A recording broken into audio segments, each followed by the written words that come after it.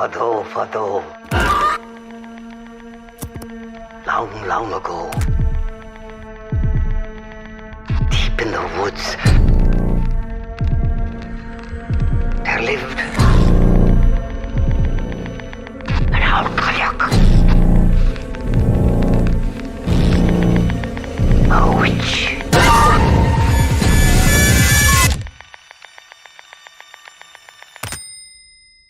Hello, everyone, and welcome to the latest episode of Fresh Cuts. This is one of your hosts, Mike. Join me as always, it's Mr. Venom. What's up, Venom?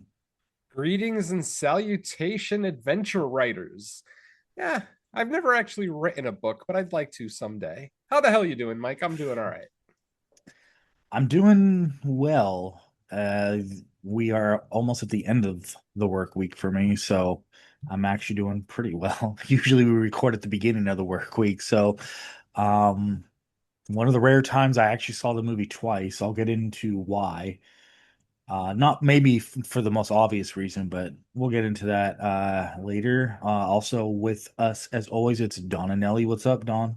Yeah, what's going on? Always happy to be here.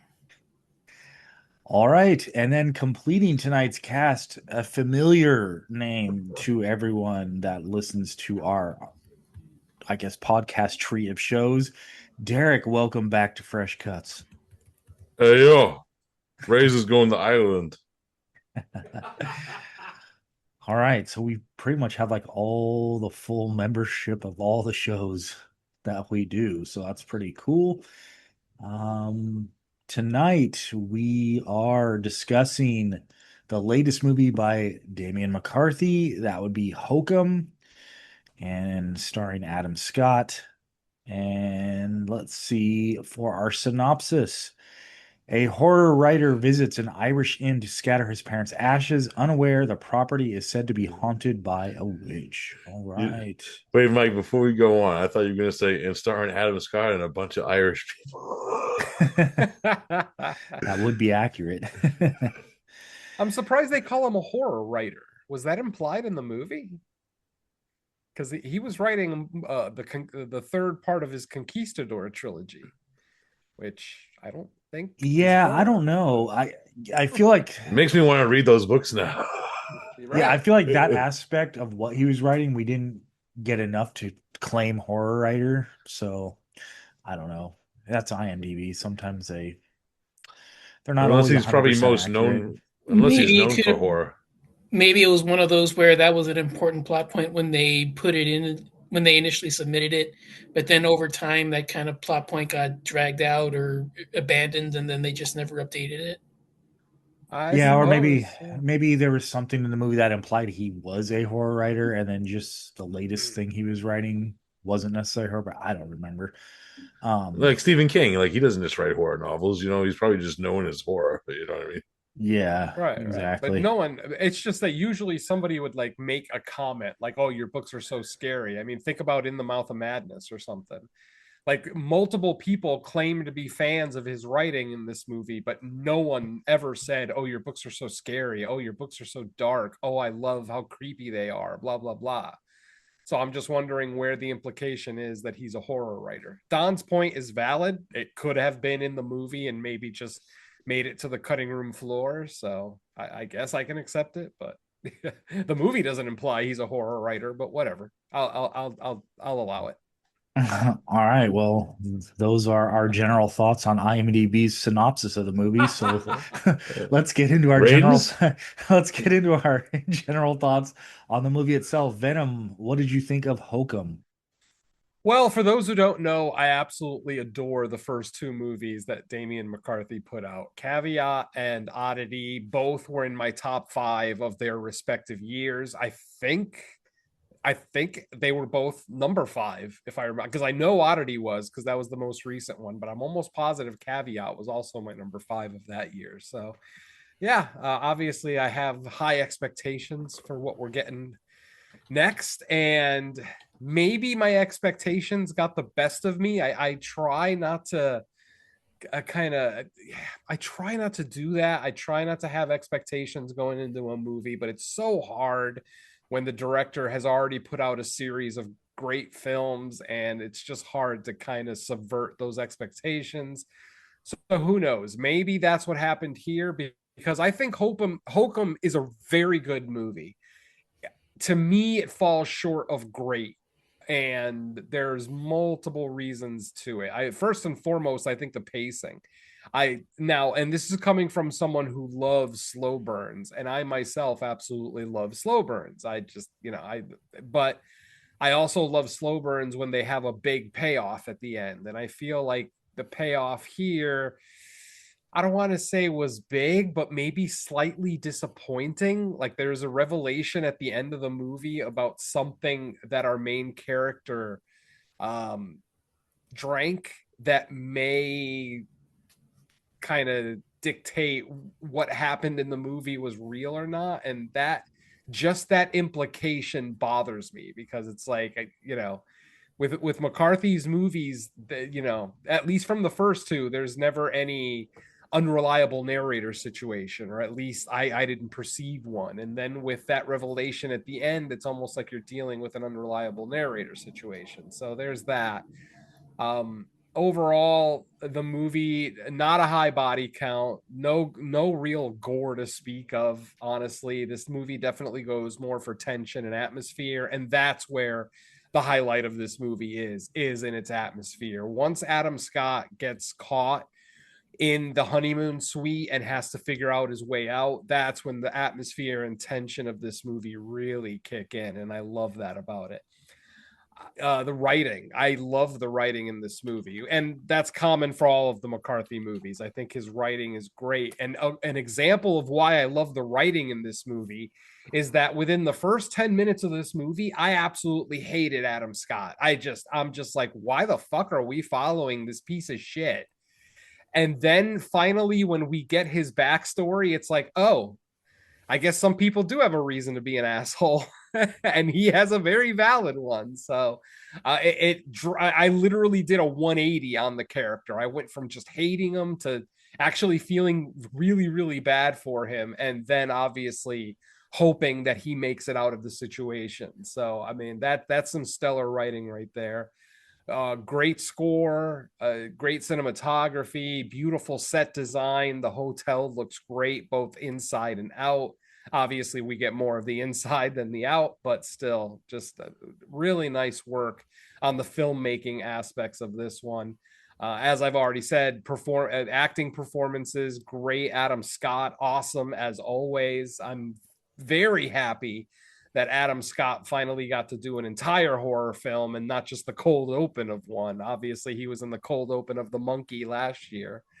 But to actually see him from beginning to end, it really shows off a lot. I think the first time we saw Adam Scott was that sitcom about when they were like waiters or something, right? I can't remember what the hell the name of that was. Party Down, wasn't it? Party Down. Thank you. I love Party Down. Yeah, see, I hated Party Down, believe it or not. The comedy just didn't work for me. Like, I only made it 3 or 4 episodes into the series, and I'm just like, I just don't find this funny. And not to be racist, but I walked away thinking, oh, this must be like a white show, something that white people find funny. Because every white person I know that watched it loved it. Every minority I knew that watched it was like, this is not great. So, definitely not a show for everyone, apparently. It did have its moments, don't get me wrong. It's not like I never laughed once. I just didn't find it all that funny. So Adam Scott's a guy that actually kind of grew slowly, through Severance and obviously with The Monkey last year and other appearances he's made. I'm starting to warm up to him. And now with Hokum, I am very warm on him. I think he did a stellar job with this one. His performance was great. Not a real wide range of emotions necessarily. He's very stoic throughout the film, but it works because of his backstory and because of what he has to deal with at this hotel. I think it totally works. I've already said that the ending is kind of my contention point here. It's like I enjoyed the movie, but the ending just, I don't know. Obviously, once we get to the spoiler section, I'll be able to get into more detail about what I'm talking about. But yeah, the ending kind of left me a little sour. Let's just leave it at that. But otherwise, And hey, there's a great character in this movie with my name. Anytime there's a great cinematic Jerry, I will take it. So again, kudos to the Jerry in this film. So like I said, best overall, character in the movie, I think. potentially, yeah. No, you're probably right. But It's overall, like an this Irish is a Jerry Herring. So the long and the short of it is this is a very, very good movie. I'm gonna say it just falls half a step short of great. I'm sure many people will disagree with me. I've already, watched a couple of reviews and people are, saying that it's, the best horror movie of the year. And honestly, I'm not gonna argue with that. It may potentially be my number one if I were to really look hard at my list. It probably is my number one of the year. I don't know that it's going to stay there because pretty much every year that I've podcasted, this is now what my 11th year as a podcaster. When I watch my number one film of the year, it's like I know it's my number one. There's no question about it. I walk out of the theater or hit stop on the VOD and I just have this kind of tingly chill about me. Like I know that I just watched something special. And I'm not saying that Hokum's not special. I'm just not saying it's not best movie of the year special, but it still gets a high recommend from me. Definitely see it in a theater if you can. It had great sound design, beautiful cinematography. It's well worth seeing in theaters. So I'll leave my general thoughts at that since we have a guest this week. So go ahead. Back to you, Mike. All right. Let's go over to Dawn. What did you think of Hokum?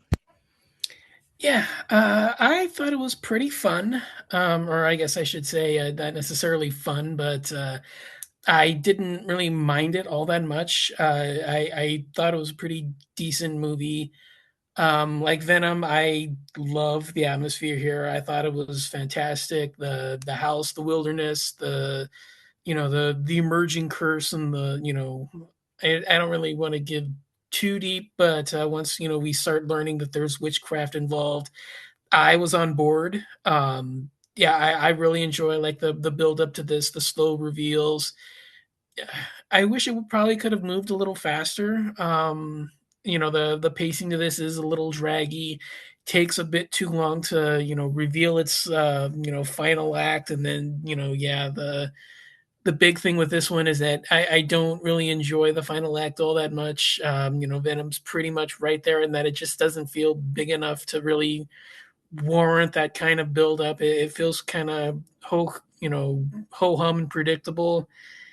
Yeah, not a huge body count, not a lot of great practical effects, but yeah, the atmosphere to me is pretty much right where I kind of fall in with this one.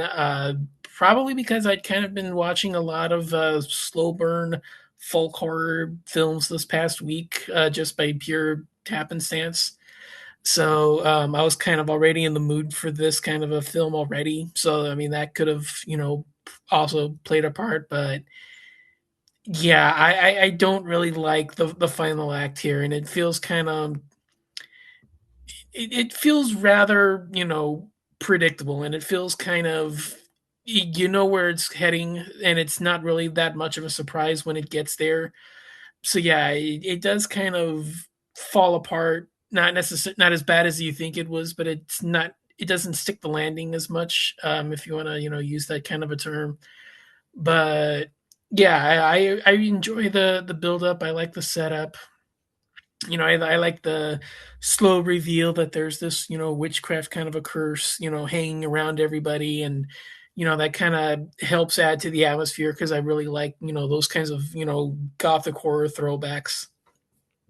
But the other big thing for me, and once again, I'm really I'm not a huge fan of this. This could have also been, I know Venom also said he struggled a little bit getting into the characters, but yeah, for me, grief porn 10,715.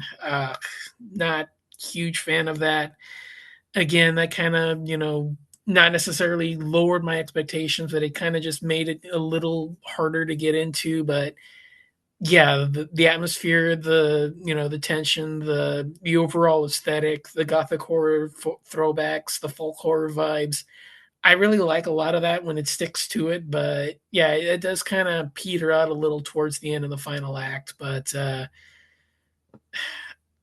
don't really know what else I can really say that's kind of different from what Venom did. That's not spoilers. Yeah, I don't really know that there's much else I can add. I mean, we also have a guest in here, so I don't want to hog everything. So, yeah, I guess I'll say that's it for me, and back to you, Mike. All right. Well, speaking of our guests, let's go to him next. Derek, what did you think of Hokum?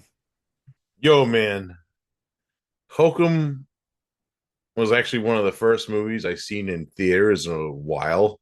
So maybe that kind of heightened my mood for it in a way because I was actually into this movie. Actually, this movie had like this strange like pace to it where I'm laughing at shit where I shouldn't be laughing at because honestly, sick. I kind of see some like dark humor in the storyline that was going on within, especially with the Adam Scott character. And I kind of dig like these fish out of water stories where, he's a guy in a strange land where he doesn't know like the customs and shit. And I always kind of dig those type of movies going into them. Now it is kind of a slow burn, but I felt it's kind of weird because I felt like it's more of a faster pace slow burn than his last two movies because Oddity was kind of a slow burn too in that sense, and also Caveat to an extent where you get to know the character. He's kind of like a slow burn director in a sense where like some of his storytelling ethics, and that's not a fault because I actually love Oddity and Caveat. They're actually Caveat actually took me a second time watch to really appreciate that one if I remember correctly. But Oddity I saw in theaters too, and I love that going into it. So yeah, it was kind of interesting. Like this is his first like major movie with like a main major star because his first two movies are kind of like lower budget where you get like English and Irish actors involved with them. So it felt bigger in that sense and scale too. Because in Adam Scott's no slouch. He also played a character named Derek in Step Brothers, if you remember correctly. But uh anyways, so I kind of like him for that in that sense too. Anyways, uh this movie does have like that dark underlines of like it's dealing with his process, and it's bookended with these two scenes from this book he's writing, which I'm not going to give too much information, but the scene that we see at the beginning with the book is kind of his state of mind then before the events of the movie, and the ending of the book's the state of mind after the end of the movie, which I kind of dig that aspect of it because it is that writer writing thing, and you get to see like his emotions on screen through his writing, which is kind of cool aspect of the movie. And like I was just laughing at like certain shit in this movie, like the figurine clock thing that we're gonna talk about later. I was dying laughing at the expressions, like because this movie does like this quick edit of like all the figurines' faces and shit, and when it gets to that one, it's like ooh, like he does like the oh no face. Like it was kind of cool in that aspect. Not giving too much away about some of the story elements. That's not really spoiling anything because this director is known for using like objects in his movies to an extent, which I gotta love him for that. And it's mostly like all practical figurines and shit too, which thumbs up in my book. Yeah, I could get what they're saying about the ending, but the aspects of it that I did like the ending did kind of drag on a little bit, especially with the other character that's involved with it. But we'll get into that in the more spoiler section of this movie. But other than that, I thought Hokum was great. Was it going to be best of the year? Who knows? The year's still like near the middle. We might get some summer blockbusters out of nowhere. You know what I mean? Or hidden gems. You never know. But I like it so far. Back to you, Mikey. All right. So yeah, I'm kind of there with Derek on this. Damian McCarthy, his early career, because now he's three movies in, he kind of reminds me of Oz Perkins' early career. Not that they're similar styles, but in the sense that you kind of are seeing a pattern with how they want to make their movies, at least when they are the director writer. I'm sure McCarthy is eventually going to like take on projects that are written by someone else, and then we'll see what he does with that. But when they're left up to their own devices, he's going Damian for the McCarthy's X-Men. yeah, he's going for the slow burn Irish folk horror. And then the other thing that kind of stood out to me was so Neon actually took over. So to me, there was a noticeable bigger budget.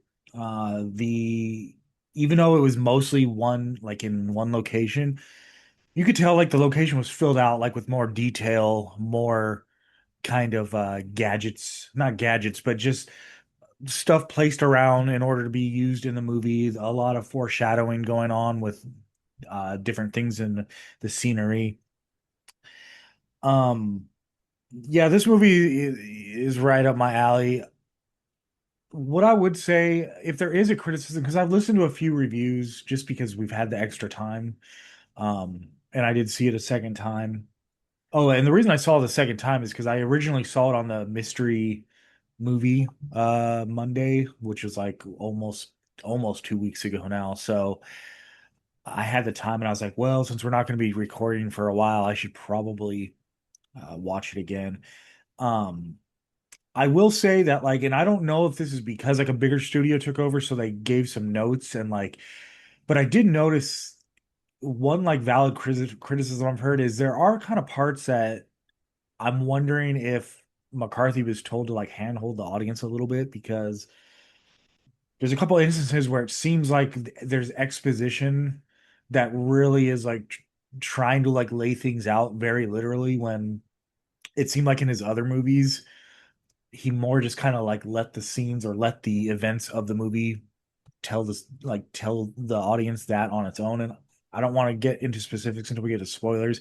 To me, it's not that big of a deal or anything. It doesn't knock the movie. It's just for people it does knock the movie. I understand and I can see where they're coming from in it.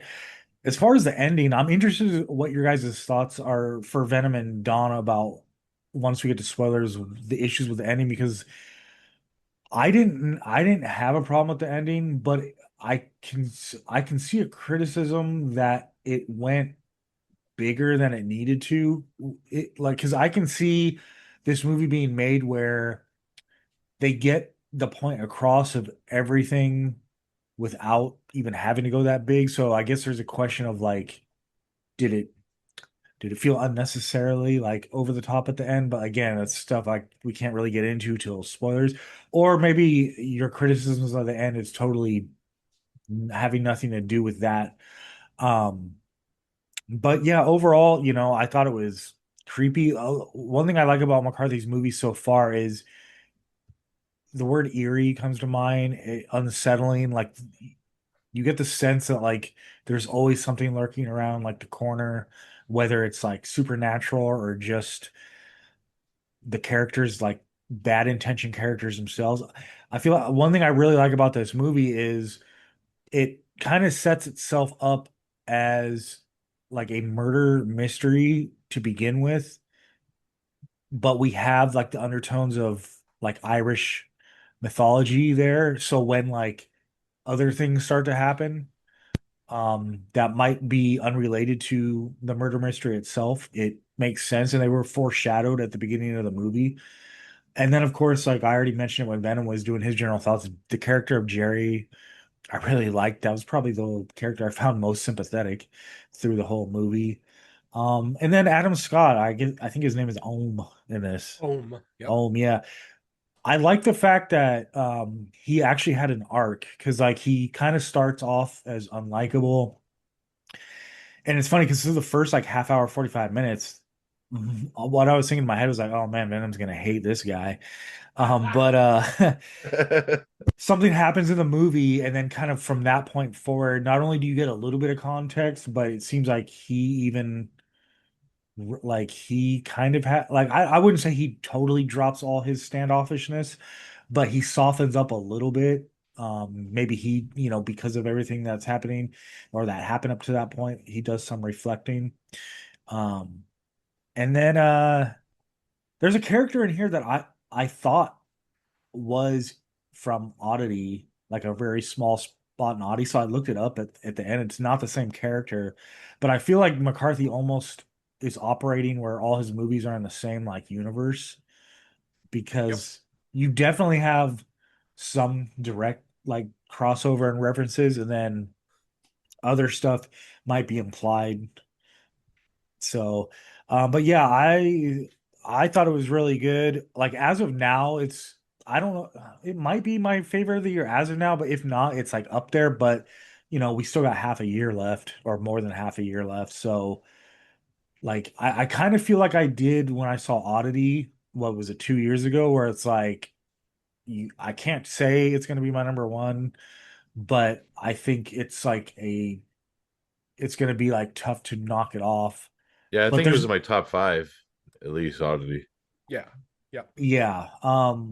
But we just got, if this was November, I could be more certain about that, but like it's only May. So there's no reason to like make stake that claim at the moment. I'll just Yeah. say as of now, it's like it's among like my favorites of the year so far. But I'll leave it at that because like most everything has to be spoiled to talk about from here on Yeah. out. I will say this also before we get into spoilers. This and oddity, there was actual scenes that actually did make me fucking jump, which I'll give him credit for that because it's not easy to do. Like that one scene in oddity with the fucking camcorder, I fucking jumped out Oh of my yeah. fucking seat. That was fucking terrifying. There's a few instances like that. It's like he took that scene and made it like 4 times in this fucking movie. Hmm. I don't think I actually remember getting scared by a jump in this movie. I'm trying to think. I don't remember one. But I mean, we'll talk about it a little bit later. But I wanted to go back to Mike's point about how he felt that McCarthy is maybe holding the audience's hand a little bit more in this one. I agree, but there are still elements in this movie of exposition without explaining it to us. Think about the scene where he spreads his parents' ashes. He's so loving when he spreads his mother's ashes. He spreads the ashes around. He puts the last bit of the ashes inside the tree. But then when he does his father's ashes, he just dumps them on the ground. And then when you find out the reveal later, it makes total fucking sense. Exactly. That's what I mean. So that's so there's still that example of exposition without explaining it to us necessarily in the movie. But yes, I will admit I will agree with Mike that maybe there was a little bit more hand Oh, holding you in got the this little one. the leprechaun guy in the fucking wheelchair telling the whole story about the fucking witch. Cobb. Right. Um, but yeah. Ultimately I still really enjoyed the movie. Like I said, I don't want to understate that at all. I really enjoyed the movie, but there are elements of it that maybe didn't hit me as well as Caveat and Oddity did. But one really cool thing is that we actually have a human connection to this movie and the I guess we could call it the McCarthy verse at this point because it is very solidly a single universe. And once we get to the spoiler section, I'll talk about all the things I noticed. I think I caught them all, but I'd have to see the movie again to kind of guarantee that I saw them all. But yeah, I caught at least four of them. But yeah, this one has the first human connection to one of the other movies. So that I thought was cool because usually it's just the bunny or Yeah. the woodman, whatever, the blah blah blah. But yeah, we actually get a human connection this time, so I thought that was cool. Anyway, um I felt like this movie at times felt like a video game adaptation. Like it literally felt, especially once he got trapped in the honeymoon suite, it felt like Resident Evil, didn't it? I mean, did it feel like that to anybody else where he's like looking around for a way to get out and then he finds this switch that he pulls and it turns out to be a bell Yeah, it kind of downstairs? remind me of that or like Call of Cthulhu a little bit, like searching for items and shit Yeah, like yeah, that. like an RPG or something. But yeah, like this thing literally felt like it literally felt like the scene in the original Resident Evil game in the library where you're trying to figure out a way out of the library by I forget how you ended up getting out, but that's what, and I just, as the movie went along, and then the whole thing with the dumb waiter that went down to the basement, I'm like, oh come on, this is now it's Silent Hill. It's like there's I'm seeing multiple video game, not necessarily specific video game references, Then it but turns into just the Midnight Meat Train out of nowhere. yeah. But like, like I said, it just kind of had the feel of a video game adaptation. It felt a little bit like Until Dawn. It even felt a little bit like Exit 8 at points, where you can see how this would translate into gameplay in a video game. And Hell, yeah, it kind of felt like Alan Wake. I don't know, man. Alan Wake is a goddamn masterpiece, but Yeah, no, yeah, yeah, but we'll you have know to what I talk mean. about Kind of. no, I know what you mean. I know what you mean. Yeah. But yeah, I mean that element I forgot to mention during my general thoughts that struck me as odd how much this felt like a video game adaptation, but like a slow burn video game adaptation, almost like if you were stuck in a video game. You know what I mean? Like if you actually were trapped in the honeymoon suite, it's not like the key would be glowing from across the room and you would see it. No, you'd have to search, you'd have to tear shit apart to find stuff, blah blah blah. So the pacing is a little bit more closer to the real world than say video game pacing. Because ultimately video game pacing is set by the player. If the player wants to take their time, they do. If they just want to run through critical path, then it's a quick game, blah blah blah. So I can see where you're coming from, because I actually had the same argument when me and Don did like the Hotel Inferno movies on Cinema Attack, where like even the second one felt way too fucking video gamey for me. Like, just, and even the way that he set up the clock so that it controlled the elevator. I mean, come on. That's literally something you would do in a video game.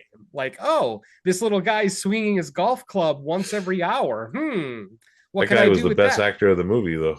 To an extent, and probably the most helpful too.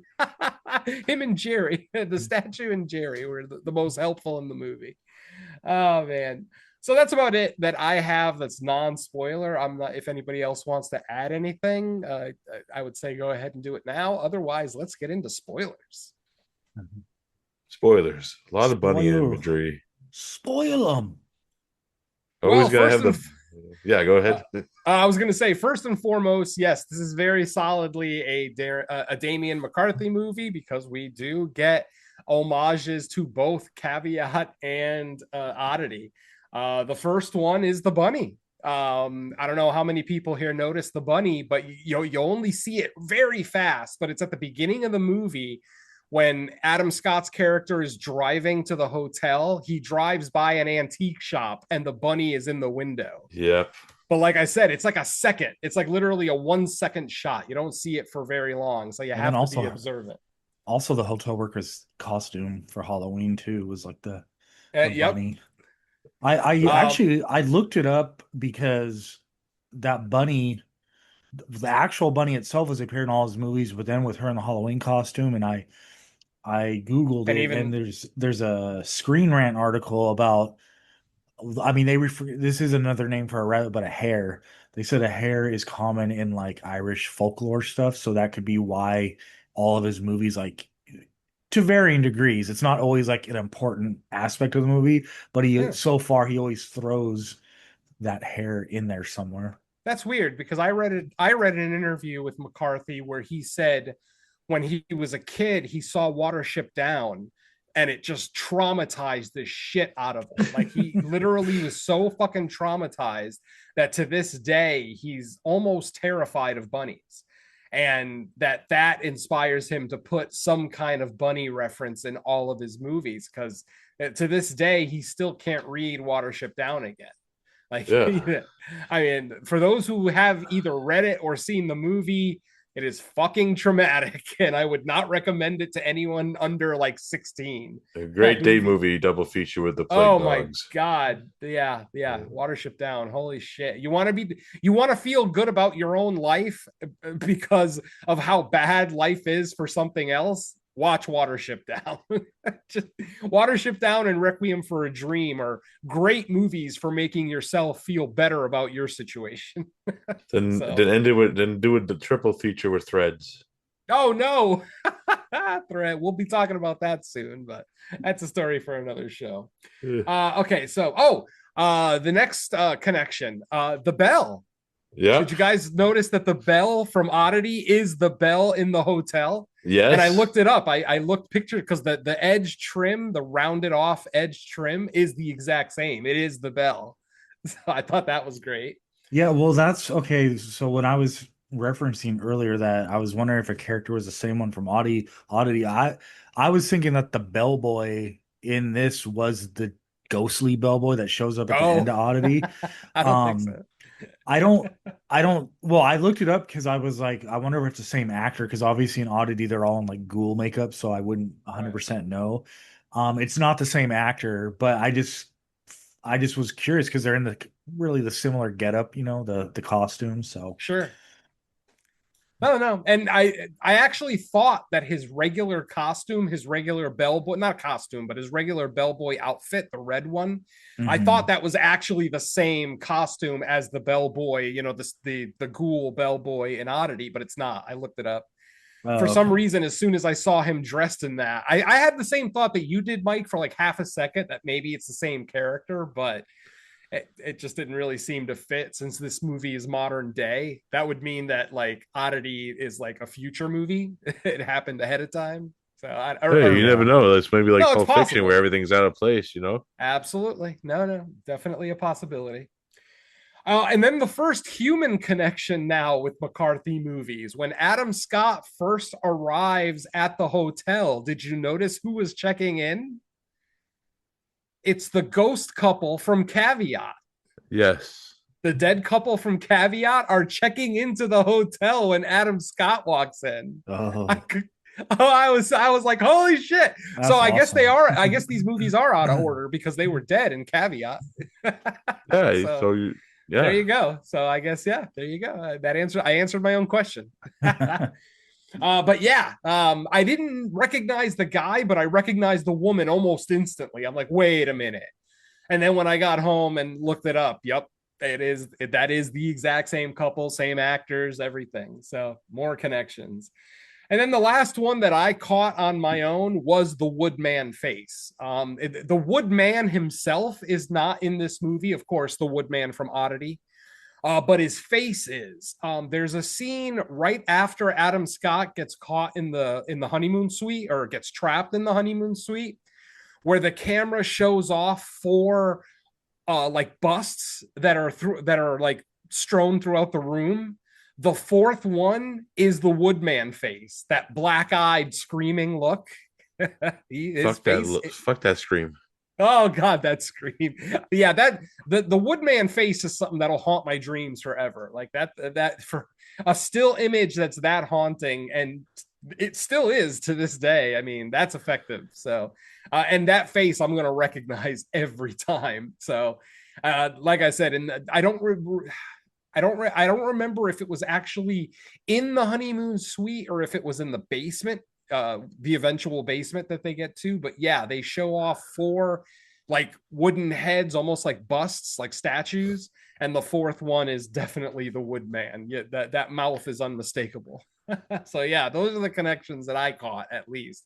Are there more? Potentially. Maybe one of these days I'll go online and see if there's like an Easter egg video for this movie, which I'm sure there is. So, we'll figure it out later. But yeah, I mean, let's go ahead and get into our story quickly. Adam Scott plays Ohm Bauman. He is a writer. Apparently he's a horror writer. And the movie actually opens with the finale of his latest book, which is the third part of his Conquistador trilogy. It's actually just called The Conquistador. And he's basically writing the end of the trilogy.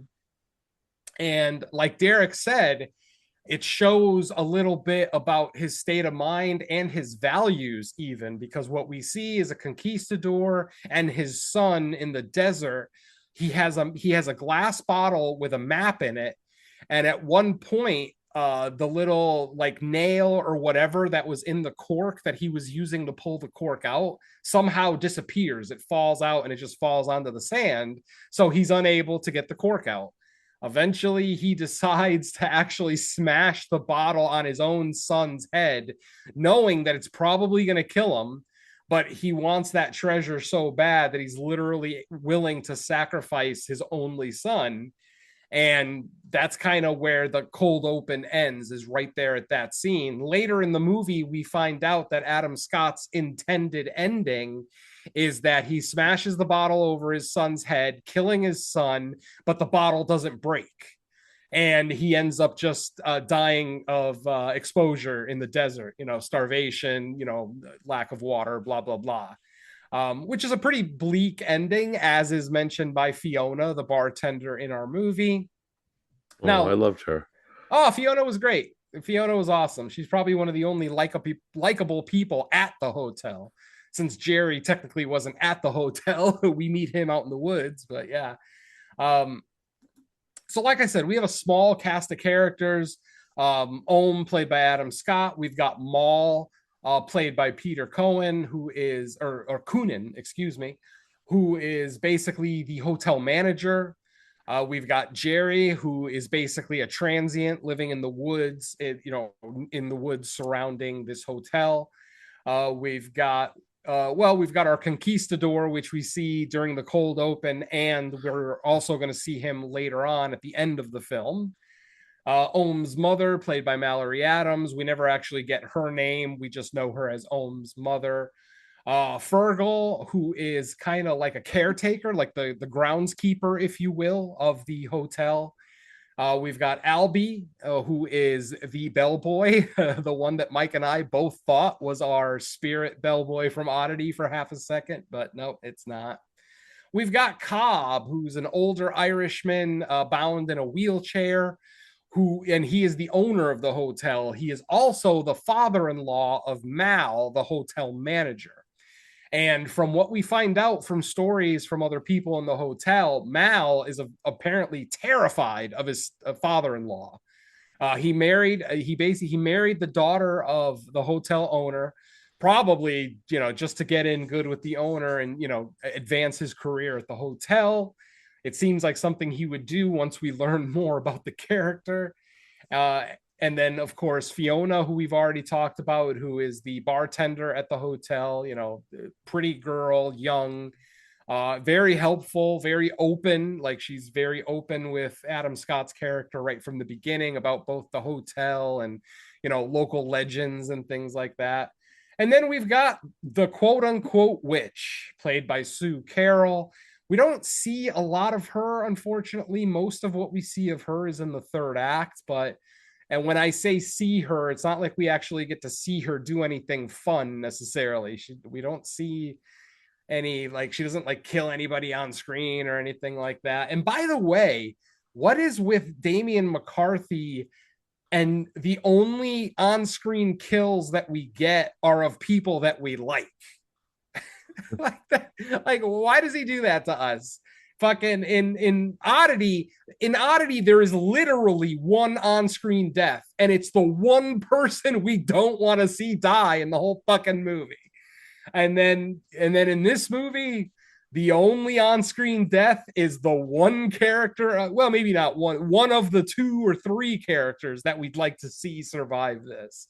So it's kind of interesting that McCarthy kind of subverts our expectations on on-screen kills. No, but the I don't know if Derek was referring to this as part of the dark comedy, but when Jerry is helping Ohm escape, or think he's gonna escape out of that little door under the desk, and Ohm sees Jerry, and Jerry's all bloodied up and injured, and he's like, "Oh, are you hurt? Are you okay?" And Jerry's like, "I'll live." And then right after he says that, he gets an arrow to the head. Even this dark humor with the goat scene. Why didn't you just fucking shoot it away? No, I agree with Derek. There's a decent amount of dark humor in this one. I like that. You notice the goat head skull shows up at the end of his story Well, Yes, I was yeah. gonna say that later because that's kind of the That's goat his head is changing almost of like outlook on his life, because I think the original ending of his novel, right? I think he explained that they were just going to wander off in the desert and die pretty much, and then yeah, he kills his son and the conquistador was just gonna walk yeah, around until he starved, basically. But obviously we get a much better ending later, but we'll get to that. Um, so yeah, like I said, eventually we find out that Ohm is there to spread his parents' ashes because this hotel is where his parents had their honeymoon. And then we find out the backstory of Ohm. I'm skipping a lot, obviously, because I just want to get through this. But yeah, we find out that Ohm accidentally killed his own mother. Basically, he found his dad's gun in a shoebox and just started playing with it. The gun went off in his hand, shooting his mother right in the face. And his mother, in her last act before she died, actually knelt down behind him and hugged him, like put her arms around him, almost like her final act was to forgive him. Because obviously she knows it's an accident. It's not like her only child is going to purposely shoot her in the face for no reason. It was very obviously an accident, but yeah, that definitely left Adam Scott's character very jaded, obviously, which is, probably why he's such an asshole, and why he's an alcoholic, because he's drinking in almost every fucking scene in this movie. He's drinking when he's writing the story at the beginning. He's drinking when he gets to the hotel, and he's drinking when he's caught in the honeymoon suite. I mean, it's hysterical. it almost feels like he modeled Ohm after like Stephen King's substance abuse years. I Yeah, this is wouldn't. the '80s king. Maybe minus the Yeah. cocaine, but at least the drinking. Absolutely. So yeah, like I said, eventually Ohm gets trapped in, or should I, yeah, trapped in the honeymoon suite. Oh wait, I skipped a lot. Fiona goes missing. No one knows where she is. They can't find her body. And Ohm wants to thank her. Oh, something else I skipped. Sorry, folks. I'm skipping a lot here. Ohm actually, after he spreads his parents' ashes, that night he attempts to kill himself. He attempts to commit suicide by hanging.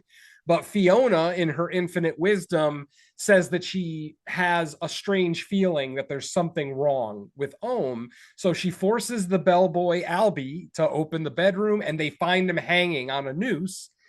Luckily, they're able to cut him down before he actually dies, and Ohm ends up waking up in the hospital. When he goes back to the hotel to retrieve his personal belongings, he finds out that Fiona's missing because he wants to thank Fiona. He wants to thank her for saving his life, even though it doesn't seem like he's real excited that his suicide attempt didn't work.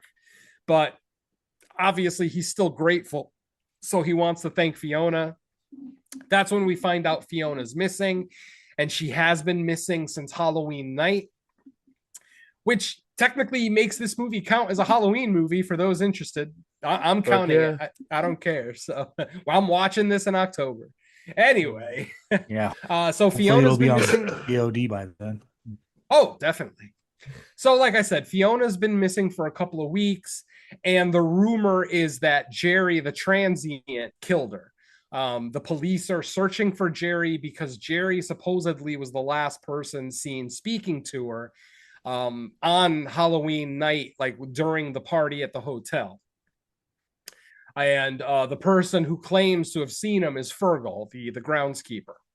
So eventually, Ohm decides to start his own investigation to try to see if he can find what happened to Fiona. He ends up searching for Jerry in the woods, ends up finding him, and he's obviously very standoffish because he's not sure if this Jerry guy is potentially a murderer, because when they first met, he was basically taking psilocybin. He was crushing magic mushrooms into goat's milk, and that's basically how he got stoned, or how he got trippy, whatever. So what happens is Ohm asks Jerry what happened. Jerry explains to him that, I don't know, I never saw her that night. I did not speak to her in any way, blah, blah, blah. and that they think that Jerry thinks that they might be using him as a scapegoat, that, you know, something else may be going on. So he relays a story to Ohm. Jerry relays a story to Ohm about one night where he broke into the hotel. Apparently, Jerry has a key to the hotel, and the hotel is like it's like a seasonal hotel. So they close at the end of the season, kind of like the Overlook Hotel. They basically close for the winter. And during that time, Jerry basically uses the hotel as his own personal like pharmacy and convenience store, because he basically, apparently there's like a cabinet where any guests who left prescription medication in their hotel room gets collected up in this cabinet, and Jerry basically raids that cabinet for anything that might be good. Even though he's got mushrooms growing naturally out in the woods, he's still looking for pills. Maybe he's got other afflictions that he actually needs pills for, who knows. But anyway, one night when he breaks into the hotel, he hears the honeymoon suite bell ring. Now the honeymoon suite, as we find out earlier in the movie, has been locked for years. Cobb is literally the only person who has a key to the honeymoon suite, and he keeps the key with him on his person at all times. So when Jerry breaks into the hotel and sees the honeymoon suite bell goes off, he looks down and sees a ghostly image of Fiona pointing up towards the honeymoon suite. Jerry takes that as Fiona's ghost saying, hey, my body is up in the honeymoon suite, you know, go find me. But obviously, you know, Jerry being by himself and not currently having the key to the honeymoon suite makes it a little difficult, because you not only need a key to the honeymoon suite, you also need a key to the elevator that goes up to the honeymoon suite, which is a different key. It's two different keys. So yeah, good times. Anyway, Jerry, like I said, he relays this story to Ohm. Ohm and Jerry decide, okay, since this is the last day of the season and everybody's going home, let's break into the hotel and let's try to get up to the honeymoon suite. Ohm doesn't understand how they're going to get into the honeymoon suite, but then Jerry pulls out the key to the honeymoon suite on a very familiar keychain. It's a heart-shaped keychain. And it turns out he stole the key from Cobb the night before, and somehow Cobb hasn't noticed yet, which is really odd. It almost made me feel like Cobb was part of this whole thing, because it's like, if he keeps this key on him, how the hell has it been a half a day and he still hasn't noticed that it's missing? So, but anyway, they end up taking that key. Eventually, I forget what happens. I think Jerry gets hurt somehow. So yeah, Fergal's still at the hotel and he jumps him. Right. That's what it is. So basically, Fergal is hiding in the hotel when Jerry and Ohm break into the hotel to go up to the honeymoon suite. Fergal attacks Jerry, knocks him out, and then takes him out to the police, quote unquote. He's going to take him to the police. But he doesn't notice that Ohm is there with him. Ohm basically hides around the corner, sees Fergal take Jerry out, waits for Fergal to leave, to drive away, and then he grabs, somehow he got the key from Jerry before, Jerry got knocked out, to the honeymoon suite. So of course, eventually he goes up there, he goes into the room, he sees there's nothing really of consequence there, though he does have a hallucination while he's in that room. And don't forget, folks, I mentioned earlier that he's drinking constantly throughout this movie. So keep that in the back of your head for a revelation at the end. And it's spiked. Hey, shut up. Anyway. Hey, we're in spoilers. I know. It's also important to mention that Jerry specific, because like when they're having the conversation, you can see the skepticism from Ohm, but Jerry basically says like the mushrooms or just hallucinogenics period, I guess. It's almost like a opening your third eye effect. Oh, you can see things because your mind is now open to it. Exactly. Ohm basically says, oh, did you see Fiona's ghost because you were on mushrooms? And then Jerry says, the mushrooms allowed me to see her. It's not that she wouldn't, it's not like she wouldn't be there if I wasn't on mushrooms, but a closed mind doesn't see certain things. It's kind of a theme throughout the movie about how a closed mind doesn't see things, but an open mind does. So you could kind of take that as a secondary theme of the movie, if you will. So, like I said, Ohm ends up going up to the suite, the honeymoon suite, and basically looks around, doesn't find anything, and then he just starts drinking out of his flask, ends up passing out. And after he passes out, this is where we get our first image of Jack the Jackass. And we know his name is Jack the Jackass because of a flyer that we saw earlier in the movie. Now, what's funny is that I saw a review earlier today where the reviewer thought that Jack the Jackass and the witch were the same entity, kind of fucking with Ohm. I didn't see it that way, but I'm not going to say that's absolutely wrong. It could be, it could just be the witch, taking a different form to kind of fuck with Jerry. But ultimately, we don't see Jack the Jackass that much. I mean, he only speaks twice in the movie, and once on the TV. Yeah, once on the TV, and then like once later, and that's it. That's all that we get from Jack the Jackass. Great name, by the way. It's kind of hard to tell because even before like the trip, he was having like these nightmare visions of like his dead mother in the hotel and stuff. Right.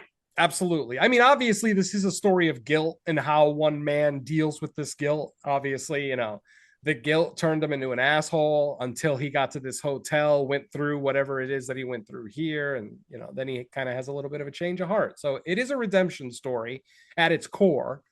But there's a lot of layers here, to say that there's one overlapping theme over this whole thing, I think would be incorrect. I mean, like I said, there's a lot going on here under the surface as well. So anyway, point being, after he has that hallucination with Jack the Jackass, basically speaking to him on a TV screens, talking about when he killed his mother and that his mother is so mad at him. Reading the letter he sent them. Right. Oh, the letter. He reads the letter. I killed my mom last week and now my dad hates me. Like, that's a letter a little kid would write. It's so funny.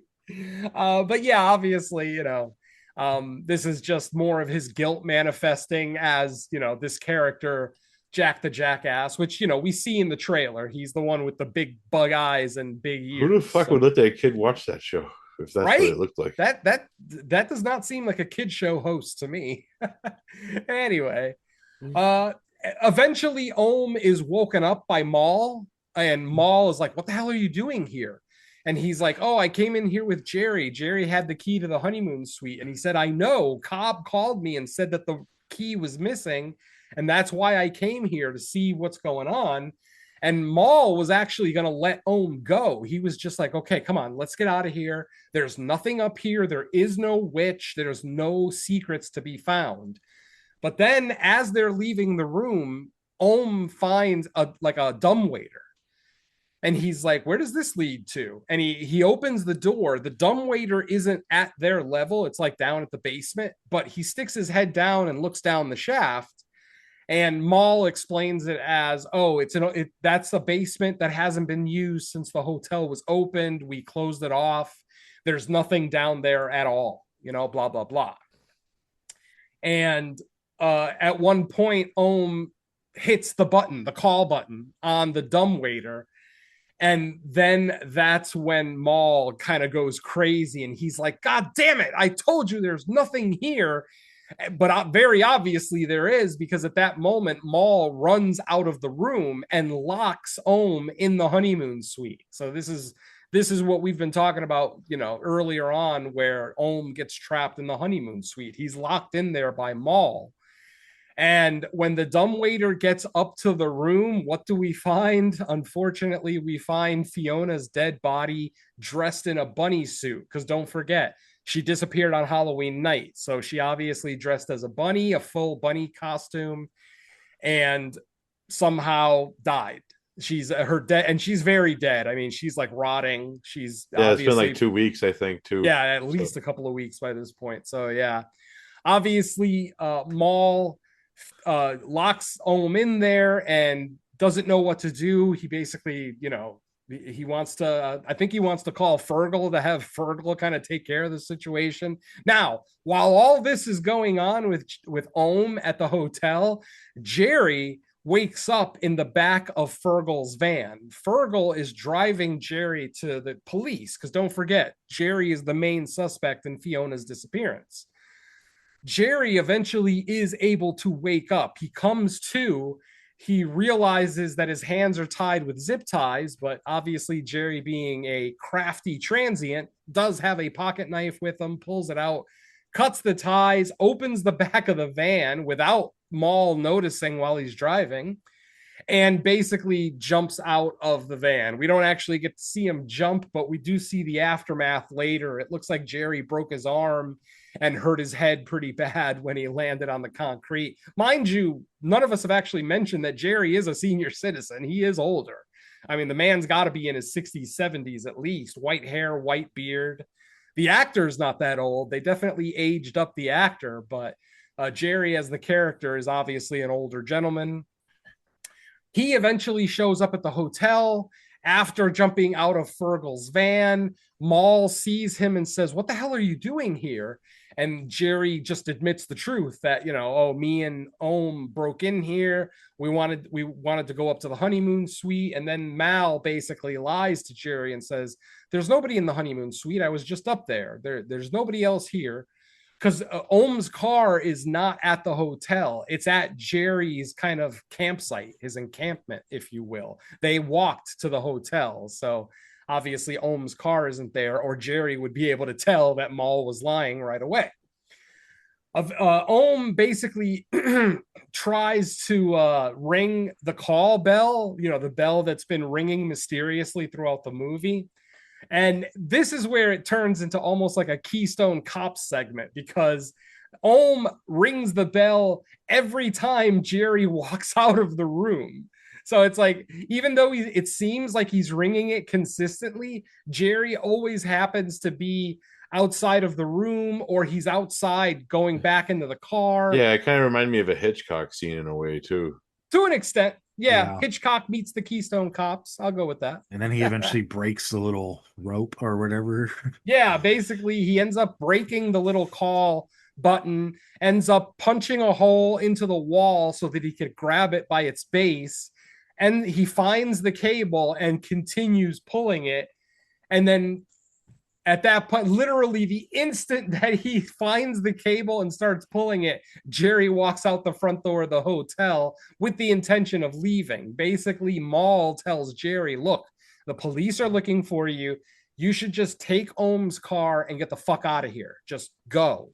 Because if the police find you, they're going to arrest you. You probably don't have a valid alibi for that night, blah, blah, blah." But then Jerry comes back into the hotel and literally says, "Fiona told me something. She said, don't ever leave if something feels off." And Jerry looks right at Maul and says, "Something about this all feels off." And at that exact moment, the bell rings.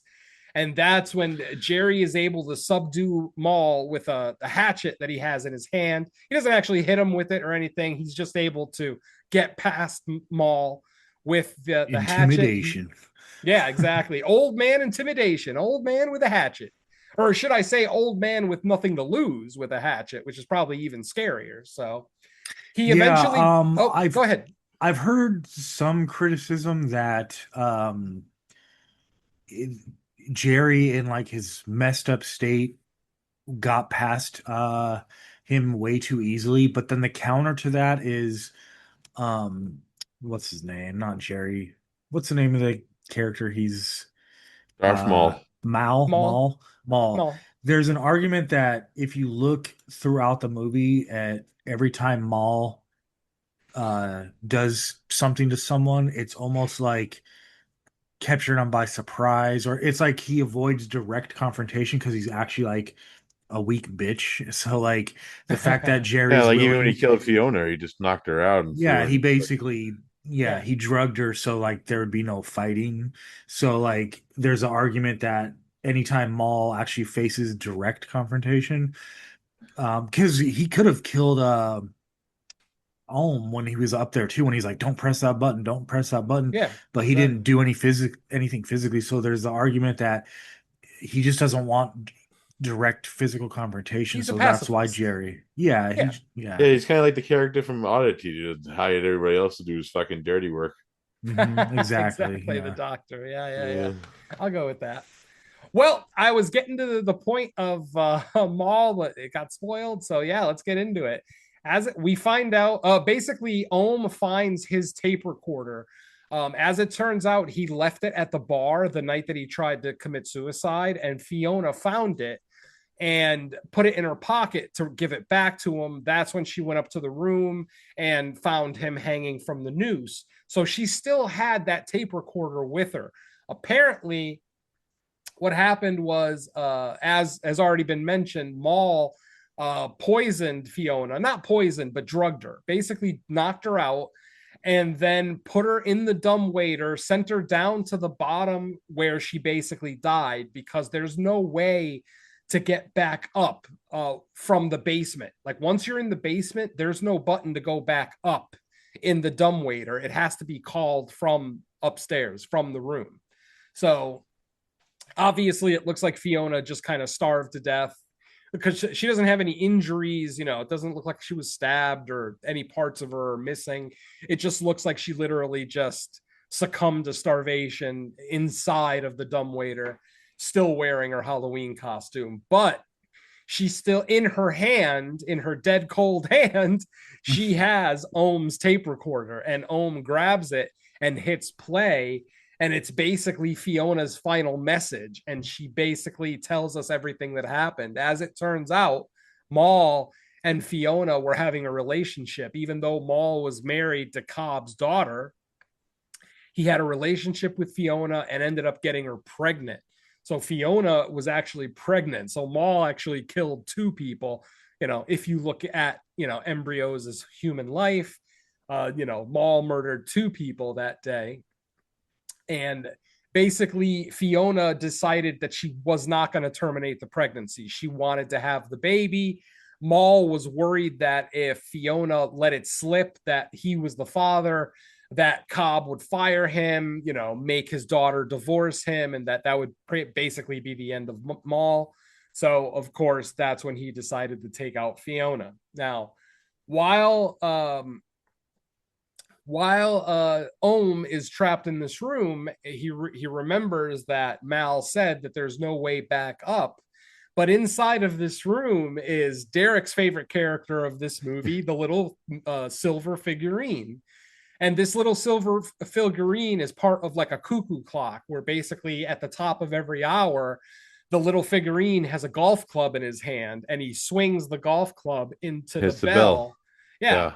Multiple times, or however many times, depending on the hour, once at 1 a.m., twice at 2 a.m., blah, blah, blah.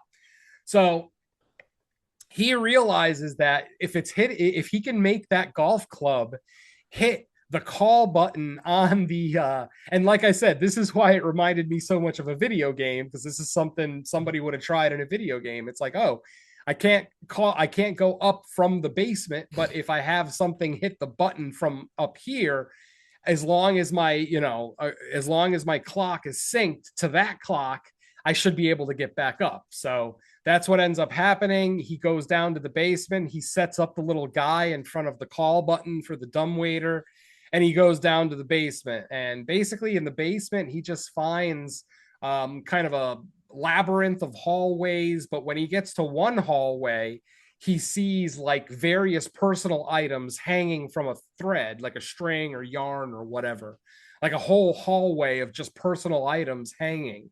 And obviously those personal items are probably from victims of the witch or Maul, however you want to look at it.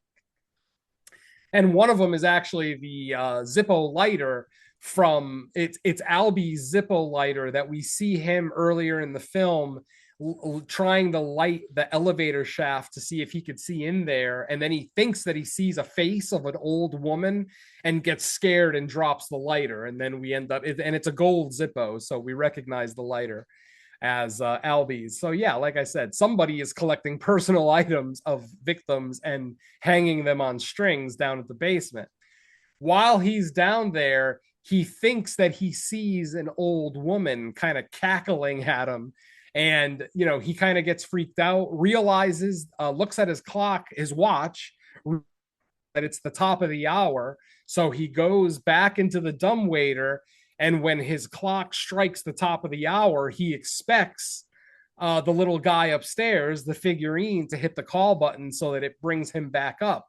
But the little guy gets stuck. The little guy, like, you could hear that he wants to do the swing, but like something not necessarily blocking his progress, but maybe the mechanism might be broken or something. So obviously we get that tense moment where something is approaching Ohm from the darkness. He can't really see what it is, but he can hear a vaguely female voice kind of cackling in the darkness. And then finally, when he actually sees a female face come out of the darkness, that's when the little figurine finally, gets out of its stuck position, hits the call button, and Ohm is called back up to the top. And from there, Maul ends up going back into the room, this time following Jerry, because like I said, this is all happening while Jerry and Maul are downstairs kind of arguing about what's going on. Jerry ends up coming upstairs, opens a little trap door between the elevator room and the honeymoon suite itself. That's when we get that funny line where Jerry's like, "Oh yeah, I'm fine, I'll live," and then instantly takes an arrow to the head, or a bolt to the head, from the crossbow, killing Jerry instantly. And that's the end of our favorite character, sadly. Makes Maul our least favorite character in the movie. There you go. Exactly. And obviously Ohm freaks out and goes back into the honeymoon suite, kind of forcing Mal to come and follow him back up. Eventually Mal ends up going into the suite, the honeymoon suite, forcing Ohm to go back down to the basement. He ends up going to the basement again, but this time he's going down there with the knowledge that there might be an exit, because he found like a little map in the honeymoon suite. Yeah, that shows like some kind of fire escape down in the basement. So he goes back down to the basement. And this time the lights are all off. It's pretty damn dark in there. And once again, he hears the cackling of the witch in the hallway. He remembers something that Fiona told him earlier, that if you ever get cornered by a witch, take a piece of chalk and draw a circle on the ground around you, and that will protect you. Yeah, okay. So just to stop you there, that was one of my examples of, like, I feel like the exposition laid it on kind of thick, because in that scene, yeah, it was foreshadowed earlier in the movie too. Yeah. Fiona. Well, and it was very specific, because like she had that book, I guess, of like witchcraft or whatever it was.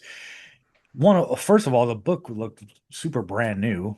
Irish folklore. I think it was Irish folklore. It looked brand new, like it had never been looked at before. Like it was just being saved for the magic moment of someone needing to see it. But and then, like, out of all things that she even brings up, it's like the specific thing about the chalk, and then of course he finds a piece of chalk. Yeah, that's fucking what. That's very generic 101. That's even fucking hocus pocus with the fucking chalk. Yeah, exactly. Yeah, like we definitely didn't need Fiona telling him, but for the uninitiated, they might have been confused as to why Adam Scott's just drawing a circle of chalk around him for no real reason.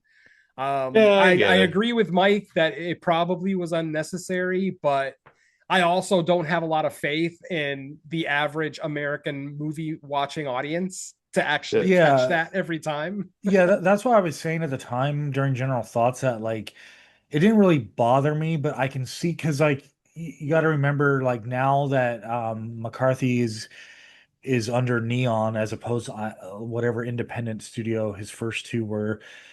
It could be a case where like the studio's like script proofreading, and they're like, like maybe add a little dialogue here to explain. Like, I'm not saying Neon did that, but with bigger budgets, sometimes there's bigger quote unquote notes being sent to you about the script. So because when I look back at like Oddity and caveat. It seemed like those scripts like really didn't do that kind of thing. It would be really left up to kind of the viewer because all his movies so far have contained some level of Irish folklore, and most American moviegoers, we're just not going to know every element of that no matter what.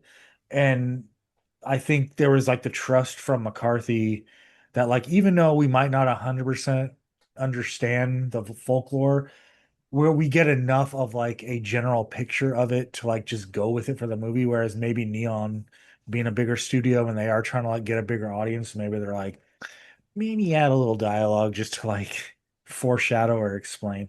Like I said, I'm not saying they did do that, but you could see like a studio wanting little like tidbits like that put into a script.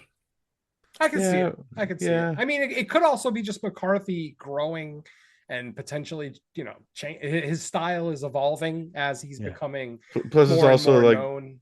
plus, it's also for the type of movie it is, like kind of allowed it because it is like that fish out of water where it's a guy that doesn't know anything about like witches. Yeah, that's the thing. It does Yeah. kind of fit the scene though, because why would Adam Scott himself, why would Ohm Bowman know anything about witches? So On that note, long legs going from Neon to what is it? Universal.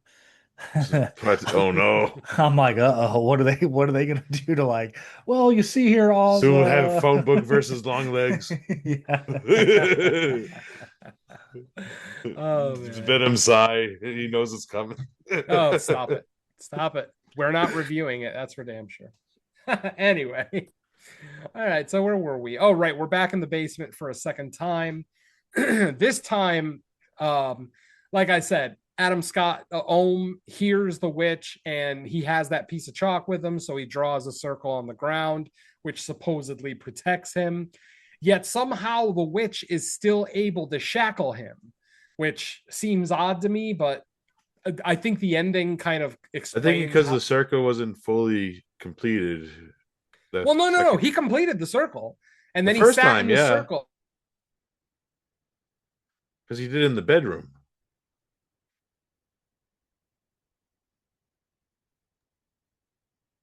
Wait, which circle are we talking about? No, because he did a circle at the beginning in the bedroom before that when the witch came up from the bell tower. But then when he was doing the second circle, he didn't finish it. In the basement? Yeah. Well, I doubt that. But we'll get to that. At least my theory, anyway. All right. Okay. So obviously he's in the circle and the witch can't touch him while he's in that circle. But Mal ends up coming downstairs, following Ohm down into the basement. He sees Ohm on the ground inside of the circle. And he literally picks up the crossbow, aims it. He's about to kill Ohm with the crossbow. And suddenly a pair of shackles come off the wall and attach to Mal's hands. So now Mal is also shackled to something in that room. While this is all happening, we see a door at the end of the hallway open, and we see about a dozen entities pass the door, all with glowing eyes. All we can see is that they're vaguely humanoid shaped and that their eyes are glowing. Like we get that kind of single little light in the middle of their pupil. Not that we can see their pupils, but we can see the light, like I said. So again, what's happening here is up to the interpretation of the viewer. Eventually, what happens is Mal says something to the witch that's kind of inflammatory. And at that moment, the entities past that doorway all pull on the chain, dragging Mal into that room with those entities. We hear Mal... and by the way, I forgot to mention that Mal started a fire right before he went down to the basement the second time. He takes a heater and he wraps it in a blanket and then he cranks it all the way up and he puts it in like a little spot where, it'll get superheated and the blanket will ignite, blah, blah, blah. Obviously, I think his intention was to kill Ohm, he's already killed Jerry at this point, obviously, but now he's going to kill Ohm and then burn down the hotel in the hopes that all the evidence gets taken out as well. So, like I said, at this point, Mal has been pulled into the ether, if you will. And then Ohm is left alone in the hallway. He's still inside of his little circle. We actually see the witch walk right by him and kind of eyeball him as she walks by. Like, you can tell she's pissed off that she can't get him because he's still in that circle. But she just walks by, walks in through that door at the end of the hallway where all the entities were, and she just disappears. At that moment, we get another spirit, if you will, but this time it's his mother. It's Ohm's mother, and she kneels down on the ground next to him and puts her arms around him. And Ohm just starts crying, and he starts saying, "It was an accident. I swear it was an accident. I never intended to do that." And the spirit of the mom basically reassures him that she knows it was an accident. And she even tells him, "You need to move on. You can't stay here forever."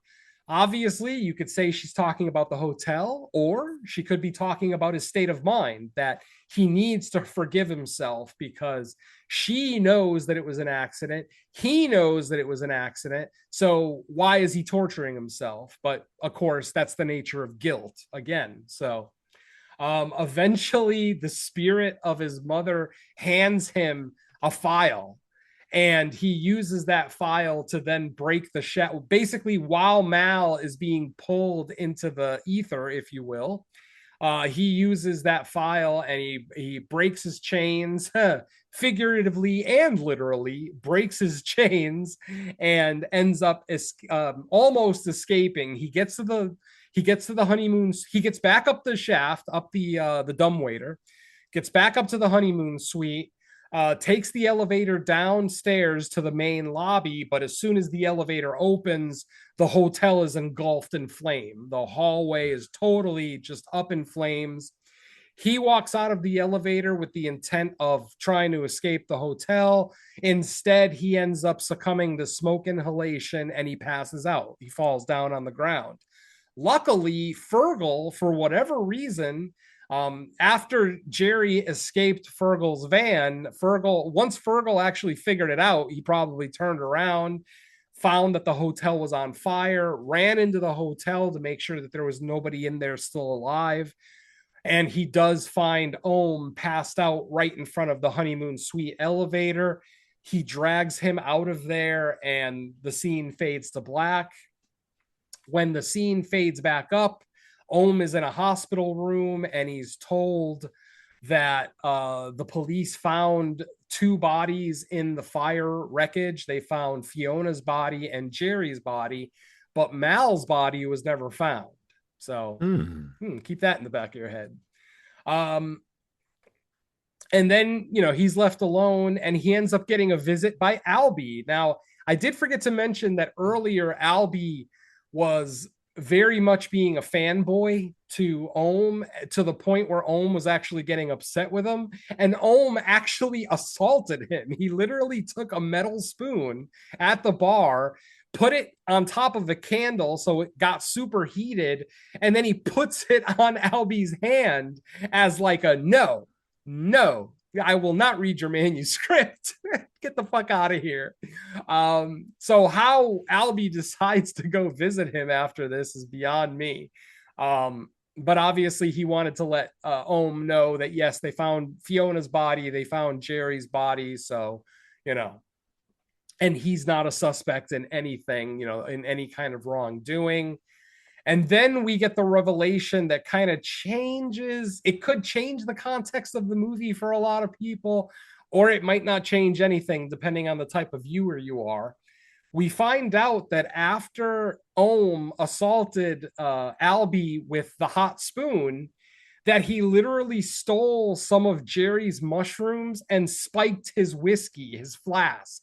Mind you, remember, I was saying that Ohm is drinking throughout this entire fucking movie, and it was always from that flask. I mean, once he got trapped in the honeymoon suite, he was always drinking out of that flask, to the point where we actually see him finish the second time that he goes down to the basement. We see him finish the liquor in the flask, and he throws the flask to the ground because he figures he's dead. He probably, figured he wasn't going to make it out of here alive. And then, like I said, Albie admits to him that, yeah, I put psilocybin or magic mushrooms in your flask to get back at you for assaulting me because that really hurt. He literally says that really hurt. So obviously with that revelation, you now have to kind of start thinking back, well, was there a witch? Was there a Jack the Jackass? Or was it just Mal? Was it just a single human antagonist? But because of the stories that Ohm heard earlier, that work on his psyche. And then once he was on psilocybin, because he wouldn't know that he was on psilocybin since he'd never had mushrooms before. I think earlier when he was having his conversation with Jerry, he mentions that he's never had, magic mushrooms. So obviously, if you've never had them and you don't know you're taking them, you may not know that you're tripping. You start seeing shit, but you start thinking it's real. That's the element of this ending that bothers me a little bit, is that it makes it seem like all of the quote unquote supernatural elements of this movie are just psilocybin based. And that ultimately this is a slasher movie. This is basically the story of this shitty hotel manager who's killed multiple people over the years to protect his job. I don't know. Like I said, it's up to the interpretation of the viewer. No opinion is wrong ultimately. And like I said, my interpretation of the ending might not even be correct, and I'm totally open to that. But because I'm the kind of person that I don't like those endings, those type of endings that nullify the events of the movie that I just spent 2 fucking hours watching. And now you're going to tell me, oh, there is no witch, or at least imply. Like I said, the movie never definitively answers the question. All we know is that Ohm started seeing hallucinations as soon as he started drinking out of that flask. Once he was trapped in the honeymoon suite, that's when he started seeing hallucinations. So is it the mushrooms? Was there really a witch? Is there a Jack the Jackass? Are they the same person? Is the witch and Jack the Jackass the same person, or the same entity, I should say? Like I said, this movie leaves the ending up to the interpretation of the viewer. And whatever interpretation you come up with, it's right. Everybody's opinion's valid. Everybody's interpretation is valid. Like I said, but for me, I kind of take the more surface level explanation as it's just the mushrooms. It's just the fucking mushrooms. And that kind of annoys me, that it nullifies some of what happens in the movie. Maybe there really was a witch and the mushrooms had nothing to do with it. Maybe the mushrooms just freaked them out more. And there really was a witch down there. I don't know, but that's the thing. We don't find out. We never see the witch again. And don't forget, they said they only found 2 bodies in the wreckage. So if there was a witch in that basement, wouldn't they have found a 3rd body? I don't know. Like I said, it leaves. Or they found Maul. You know what I mean? Exactly. Where'd he go? You know what I mean? There's Maul was multiple consumed interpretations by the witch, whatever exactly. Yeah, it was like Whoever the was story behind from that the door. Cobb story. He drags him to hell. Yeah, big time. Yeah. And I kind of glossed over Cobb's story. Cobb does tell the story of the witch and how she was tricking children into her lair. And, I forget exactly what she was doing to them, but yeah, basically enchanting them and blah, blah, blah. Hence why a lot of the kid figurines, on that display with the witch had that wide-eyed look to them, including our favorite figurine in the movie, the cuckoo clock. Yeah. He's got this wide-eyed look on him, like he might be tripping himself. Oh, the best scene with the cuckoo clocks, when he gets back up from being chased by the witch, and then it fucking goes back down. Yeah. And then he looks at it, and it looks at him, and it gives him like, uh-oh face. Yeah, he has like a sly little smile on his face, like, oh, did you not want to go back down? That was great. Okay, and then we get our epitaph for the film, and it's once again the ending of the Conquistador trilogy. But if you remember the first time, the Conquistador was going to sacrifice his son to break the bottle open. The bottle won't break, killing his son, and he ends up just dying of exposure. This time, Ohm changes the ending. The happy ending that Fiona wanted. Yeah, a much happier ending. This time, the conquistador can't bring himself to hit his son with the bottle. So what he does is he gives the bottle to his son, and he says, "Okay, hit me right here on this spot. And don't stop hitting me until the bottle breaks. I don't care if you see blood. I don't care if you see bone. Keep hitting me until the bottle breaks. Then take the map, find the treasure, and live a great life." So the conquistador is sacrificing himself so his son can have a great life. Well, just like with the conquistador, the son can't bring himself to hit his father. And rather than bring the bottle down on his father's head, he throws it over the edge of one of the sand dunes. Then the conquistador and his son have a hug. They realize that, their love of each other is much more important than treasure. And the camera kind of pans forward a little bit, and it shows that right where the bottle landed was the skull of a goat or a ram, with the curly horns, basically something that they easily could have opened the bottle with. But at this point, it doesn't matter because the conquistador and his son, have kind of rediscovered their relationship with each other, and they're going to go on and now live a happy life. It may not be the rich and glamorous life that they were hoping for, but at least they'll be together. So yeah, like Derek said earlier, you can kind of see how Ohm's kind of personal mentality and how he viewed the world changes from the beginning of the movie to the end, because rather than giving us that bleak ending of the Conquistador trilogy that he wanted to give us, he gives us one that actually has some sense of hope at the end. And there you go. And then Adam Scott, I forgot to mention that Adam Scott is a lot nicer to Albie at the end of the movie when Albie comes to visit him. Look at your transcript. Because he even says, "Okay, bring me the manuscript tomorrow. I'll read it, blah, blah, blah." Because obviously that's one thing professional writers, professional filmmakers don't like to be handed scripts from, unsolicited directors and writers. And same thing with professional writers. They don't want to read your damn manuscript. I mean, what is he going to do? It's not like he owns a publishing house. Yeah, you need to send that to publishing houses, blah, blah, blah. Anyway, so yeah, like I said, that's our story. And, we get our somewhat happy ending. Obviously, we lost Jerry and Fiona, two of our favorite characters in the movie. And once again, Damian McCarthy just loves killing the people that we love in his movies rather than killing the people that we want to see get killed. So I don't know if that's a trend that he's going to continue with his movies moving forward. I'm not necessarily against it, but I just remembered with Oddity, I was so upset. The first time I saw Oddity, I was a little upset that the only fucking on-screen death in the whole goddamn movie is the one person we didn't want to see die.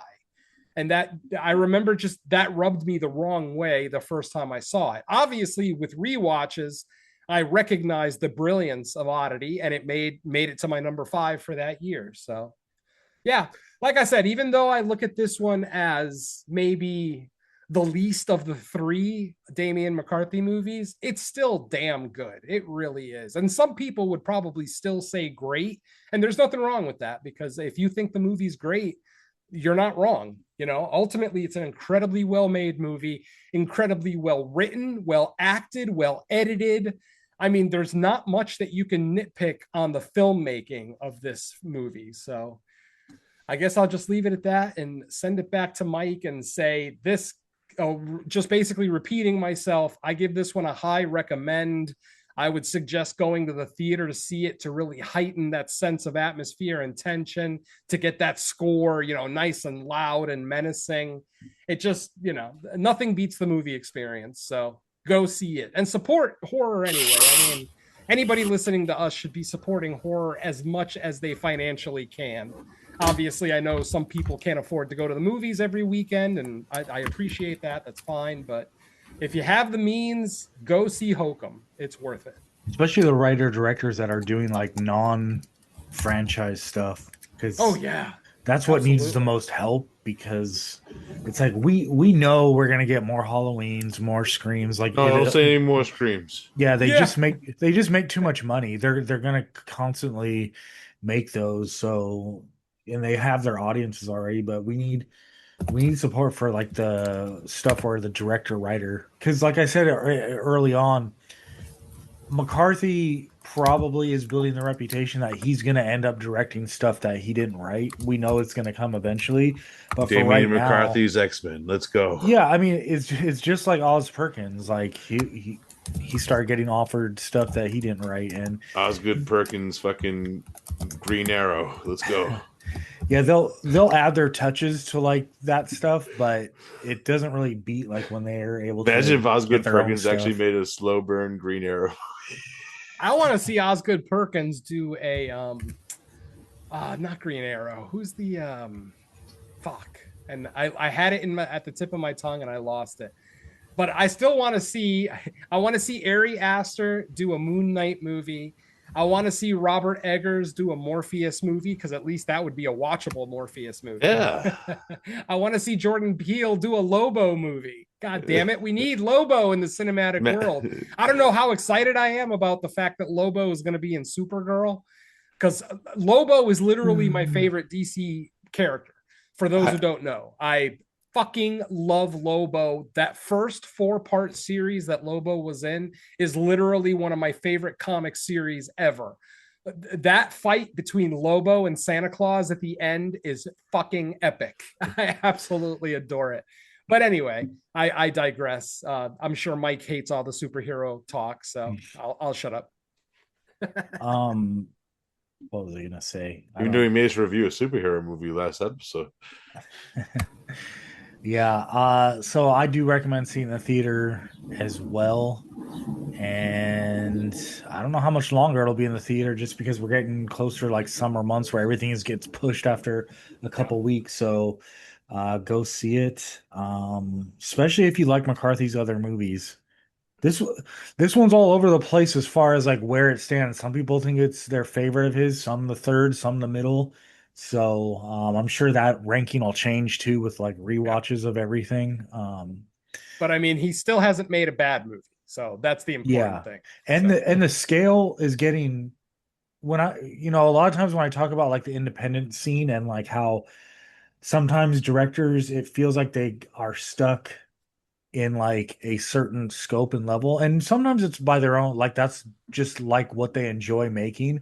But I like how with McCarthy, so far through his first three, each movie's kind of gotten a little bigger in budget, in scope, in like set design, in cast. Because now he was able to get like a pretty known actor, and he got a lot out of Adam Scott. I think it's some of Adam Scott's like better work. yep.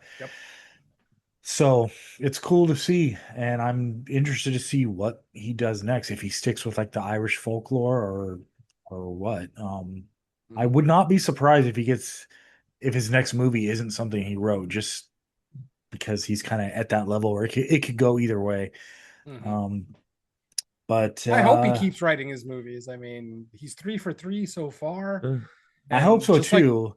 just like with Oz, like when Oz writes his own movies, they're fucking brilliant. And when he doesn't, they're still watchable, but they're not Yeah, exactly Yeah, brilliant. like Gretel and Hansel. I think that's one he didn't write. Right. The monkey, I he haven't- didn't write the monkey, obviously. Yeah. I haven't really looked into whether Neon like produced this as a one-off, or if like he signed some multi-picture deal.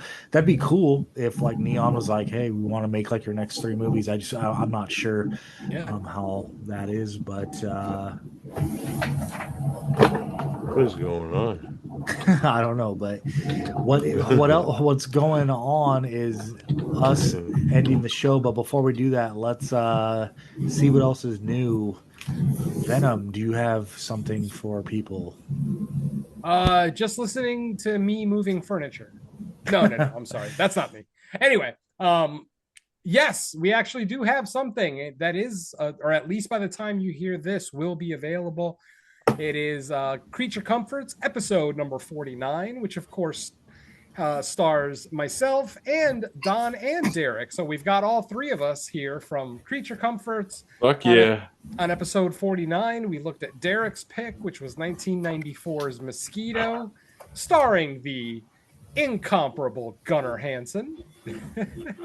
For better or worse, of course. But, obviously, Mosquito being kind of a cheesy early 90s creature feature. Obviously, we're going to have opinions. So check out that episode. Like I said, I submitted the episode to our network head yesterday. So hopefully as you hear this episode, that one will be available.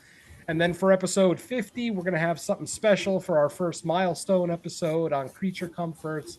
But we're going to keep that under our hat for now because we'll probably be recording it in the next week or two.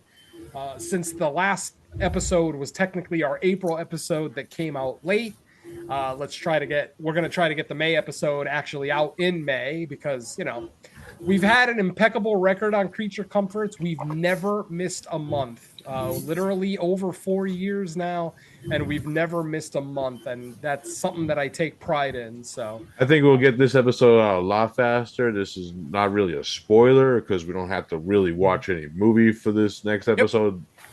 But that's about all. Though I probably still will watch a few. Yeah. Just to kind of get a refresher on some, things. But yeah, we'll talk about that on the next episode of Creature Comforts. But yeah, that's pretty much it. I wasn't able to make the last episode of Cinema Beef, but more than likely I will be at the next one. So I'll talk more about that next time. But yeah, that's it. That's it for me. Dawn, what do you got? Yeah, pretty much Venom. Creature Comforts, looking forward to episode 50. All right, Derek. Yo, yeah, I just got creature coverage, yo. And then we also record the next episode of No More Room in Hell, which should be out soon, where we covered Mike's picks, Wolf Guy, the superhero movie in question, and Frankenhooker. Want a date? Oh, yeah. Got any money? All right. As far as I go, I'll be working on episode 74, No More Room in Hell, getting it out. Probably I'll be working on it this weekend, so it'll be out around the time our next episode of Fresh Cuts is out. And then I did a right? Yeah, I did a guest appearance on the Sin Bin podcast, which mostly comprised of the 22 Shots guys and then Tony. And we looked at, I think it was technically April's releases.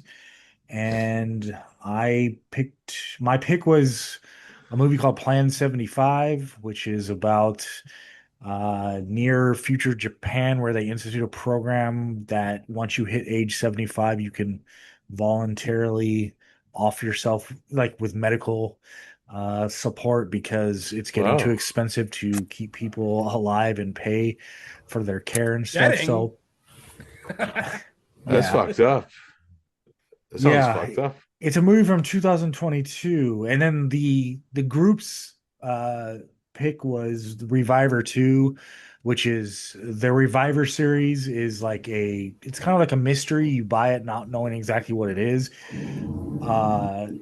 Supposedly the Reviver 1 pack wasn't all that great. It was like a bunch of I think a shorts compilation, but Reviver 2 was excellent. It was two Filipino movies from 1964 that were both pretty awesome. I would highly recommend getting Reviver 2 if there's still copies available.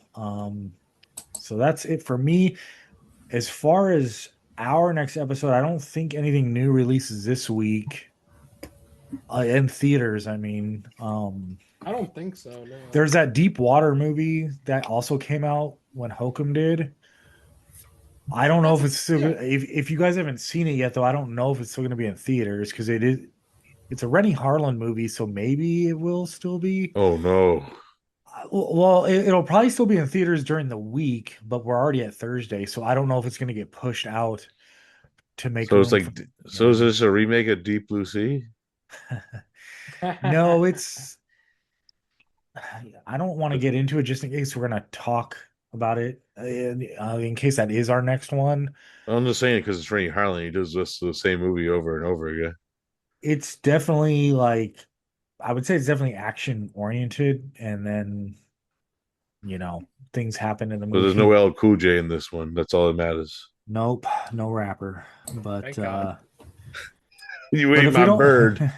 if we don't do that one, there should be plenty to pick on VOD. Yeah, And we're not back at the theater until the weekend of May 15th for Obsession. yeah, I think starting Is next that week, even a horror movie? It seems like it is. I I'm a think couple- it is. It is. When's Couples Retreat come out? That looked interesting. Corporate retreat, you mean? Yeah, whatever the fuck it's called. I don't know. I know in May, starting next Friday, there's a horror movie every week being released in the theater for the rest of the month. Corporate retreat opens May 22nd. Oh. Oh, that's the name of it. I was getting fucking mixed up with the title of a stupid other movie. Yeah. Then we got Pitfall May 29th. Yeah, Mike's right. We're going to be in the theater for a few weeks. Backrooms also opens the 29th too, I think. Shit. Yeah. And oh man, I don't know how much faith I have in that movie. I love the Backrooms, the internet, the liminal horror videos on the internet. I've always loved those, all of them. But I don't know how much faith I have in them making a narrative movie out of it. So fingers crossed. Well, it's the same thing with Exit 8 because like Yeah. the video game itself, you can complete a run in literally like 10 minutes. So it's the challenge of like, okay, now we gotta figure out how to interject narrative and a story into a video game. It's different when you're adapting like a full length, like 30-hour video game. In that case, you're almost afraid you have to cut too much stuff. But in these cases, it's the Yeah, I'm like opposite. they're picking like the worst video games to make adaptations from. But yeah, we'll have plenty of options this coming up episode, and it'll also be a quicker turnaround time since we are recording this one at the end of the week, which happens sometimes. So I guess we'll leave it at that. Thanks everyone for listening. Derek, thanks for coming back again. Fun having you here. And On my birthday of all days. It was nice to be for a movie that we all generally liked. That helps. Yeah. Good All for right. a birthday episode. Yeah, with that. Yeah. Thanks everyone for listening. Let's say bye to our listeners. Goodbye. Later. Happy birthday, Derek. I'm going my honeymoon suite.